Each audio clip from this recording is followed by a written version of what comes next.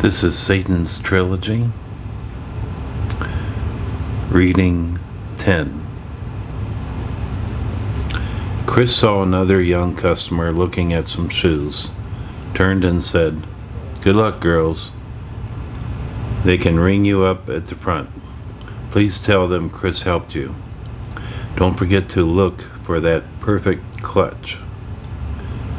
Adding one final comment, "Esther, I'll see you on Monday." Chris walked off excited to help another customer. Esther purchased the shoes, 6 pairs, plus the dress shoes. Brandy told Esther that the mall had a pickup dock and they could have all of their purchases sent there. Brandy realized that it was time to head for the food court. It was nearing lunchtime and both girls were hungry. Brandy chose to feast on some pizza from Italy's pizza parlor, and Esther had a wonderful bowl of noodles from the China food and drink restaurant. Brandy had enjoyed their food before, and despite their rather odd name, recommended their food. Soon both girls were full and ready to go again. Esther suggested they find some blue jeans for her to wear to school. Brandy knew the perfect store. They had to walk nearly a quarter of a mile, but finally arrived at Blue's City Jeans. It was on the opposite end of the hub, but without doubt the largest and best store for denim wear.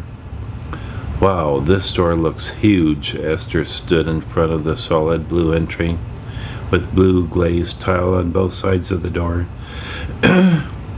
and blue tinted glass on the doors and windows. Golden script was placed across the glass of each door. It read, "Blue's City Jeans." Their commercials on TV claim that they are the largest retailer of denim jeans in the Midwest, and I wouldn't doubt it. They've stopped here twice. It is huge, commented Brandy as the two girls stood in front of the store. Esther was very excited. Again, it seemed like acres of only one item, blue jeans. They grabbed a cart and started walking through the store. Large signs overhead indicated where the various denim items were. Young women's jeans were at the center of the store. Esther and Brandy went straight to that point and found themselves surrounded with every name brand and jean style of women's jeans imaginable. Esther picked up some close cut and some comfort fit jeans that were the traditional blue and not washed. She also considered a couple of black denim jeans that were close cut and buttoned up the front. Brandy couldn't resist picking up a pair herself. Brandy decided the black jeans would look good with her cream-colored blouse, which she purchased a month earlier. Eventually, Esther had over a dozen to try on, and Brandy had several pair. Brandy wasn't certain about the correct size and fit, so she picked up several different styles. It took over an hour to look at, discuss, and sort through the more than 24 jeans. In the end, both girls walked away very satisfied with their choices. Esther managed to thin down her pile of jeans to 6 pair of snug fit, of which 2 pair were black denim. Brandy had also chosen a black pair of denim jeans that buttoned up their front. They decided to pay for the items and then make their way back to the car. They were going to find a bargain Invalor clutch at Marco's. Then it was time to go. Again, the packages would be waiting at the pickup dock. The two of them started to walk back to the car. Esther seemed to enjoy the small shops. While passing them on the way, Brandy had a comment about many of them. She had either purchased an item there or knew someone that highly recommended the shop. Having walked about the mall for over an hour, Brandy told Esther that she still hadn't seen over half of the stores. Brandy said, Let's come back in a week or two. Chris was right. You might want to change or add to your wardrobe after you've been in school. You might see other students wearing some clothes that you'd like to have. That sounds like a fantastic idea, Aunt Brandy. I would love to see the rest of the mall, and I just might want different clothes by then, said Esther. She then turned to her aunt while walking and said, Aunt Brandy, this was so much fun. I love the clothes that we found. Here we are, said Brandy. Down this walk and to the right, we should find our car. Brandy then said, We'll pick up our purchases and head for the Wilson Barnett Mall. The prices are great here, but the clothes are fantastic at the Wilson Barnett Mall. The Toyota Avalon had a remote door unlock feature, so Brandy unlocked both doors from a short distance, but only after accidentally opening the trunk. Oops, Brandy said. Too many buttons on this car remote. Reaching the car, Brandy noticed the large trunk and said, This trunk is large enough for our packages and a lot more shopping. Brandy then laughed at herself. That sounds like a plan to me, Esther said. Brandy pulled the car out of the parking space, around the parking lot, and onto the main street, which circled the mall. After a couple of minutes, she pulled the car up to the pickup dock. Brandy jumped out of the car, gave the young man their purchase ticket, and then opened the trunk. It took less than a minute for the young man to return with a shopping cart full with their purchases. He loaded them into the trunk. Brandy noticed the trunk had plenty of room left for packages. Now that's my kind of trunk, Brandy said, while scanning the room left for more packages. Brandy slammed the trunk shut and got back into the car. Okay, it's time for another road trip. The Wilson Barnett Mall is about 40 minutes from here. We just find Route 290 and go west. It's close, but of course, traffic is always heavy and it still moves slowly. Tell me, Esther, do you have a driver's license? Asked Brandy. I would suspect that you'll eventually need a car.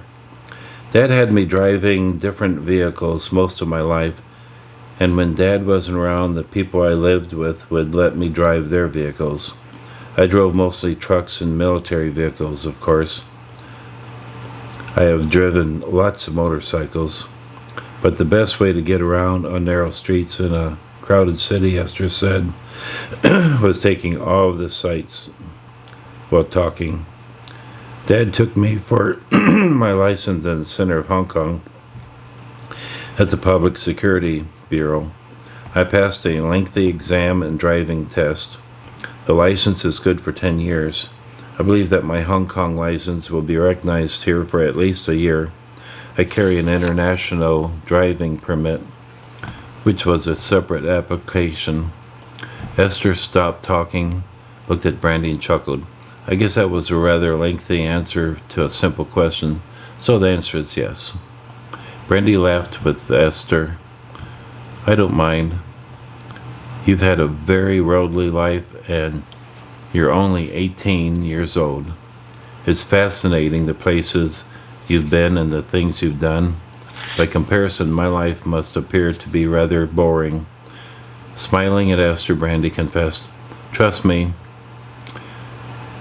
when I say that I love to hear about your experiences, truthfully, I am very much enjoying your company too, Brandy confessed.